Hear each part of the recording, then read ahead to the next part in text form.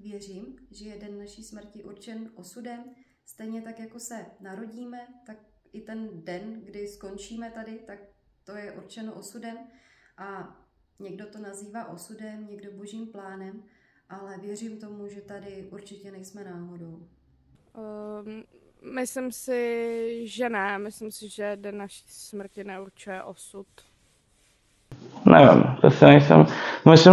Myslím si, že ten den asi není určen osudem, no. Ani nebudu říkat, že to je jako náhoda vlastně. Já si myslím, že osudem den mojí smrti určený není, že každé moje nadechnutí je v rukách toho, který mě stvořil.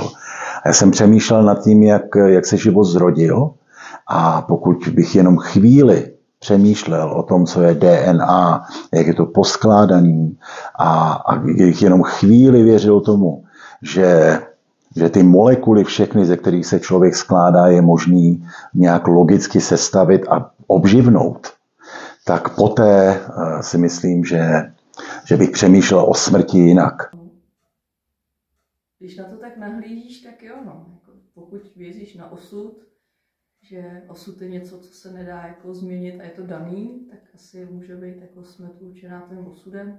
Pro mě je spíš bližší to, že jsem si jako duše vybrala nějaký život a ten pochopitelně jako směřuje k dalšímu životu, takže tam je vlastně mezi tím ta smrt. Takže teoreticky asi jo, no. Já osobně věřím tomu, že den naší smrti je určen a přikláním se k názoru starých vikingů, kteří říkali, že vlákno našeho života bylo utkáno dávno před naším zrozením a nebudeme tady ani o den déle, než je nám dáno.